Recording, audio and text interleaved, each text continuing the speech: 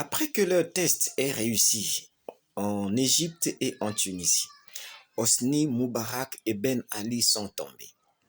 Leur cellule dormante qui était déjà installée en Libye, précisément à Benghazi, va passer à l'acte le 15 février 2011.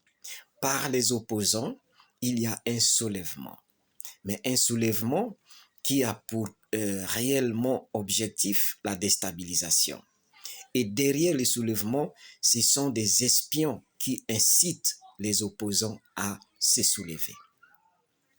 Et l'événement est fortement médiatisé. Leurs médias de mensonges et de manipulation montent au créneau. France 24, RFI, Al Jazeera, CNN, Voix de l'Amérique, Radio-Canada et les autres. Fortement médiatisés. Ils ont jeté la levure à la pâte pour attirer l'attention du monde entier. Et tout ceci va être assaisonné, retenez bien ce que je vais dire, et vérifiez minutieusement ou attentivement si vous le voulez.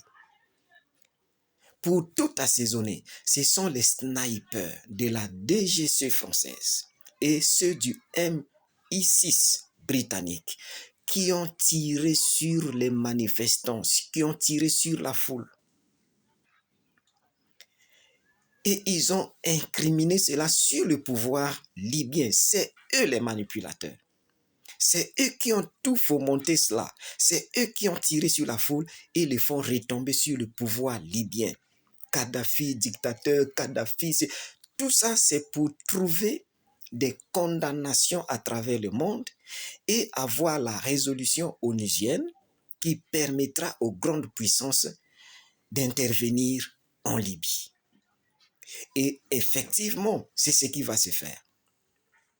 Rapidement, une résolution onusienne est prise pour intervenir en Libye.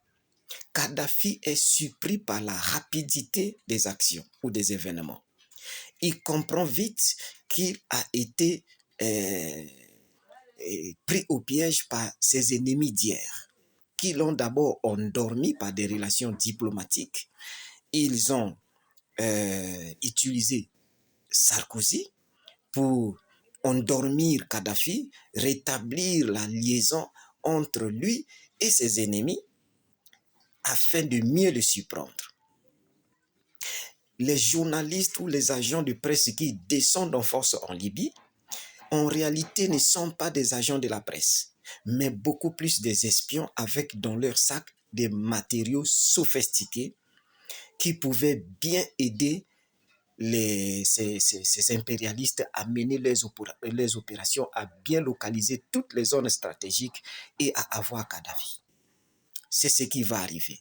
Kadhafi se replie à Sirte pour réorienter le combat, mais c'était trop tard. Des bombardements chirurgicaux tombent et Kadhafi est assassiné crapuleusement. Sarkozy en tête parce qu'il voulait aussi effacer les preuves de son financement, de son financement pour sa campagne des élections françaises. Ne voulons pas que cela soit affiché ou étalé à la face du monde. Il fallait en terminer avec Kadhafi. Et je vous le disais, c'est la même technique qu'ils veulent utiliser aujourd'hui contre l'AES.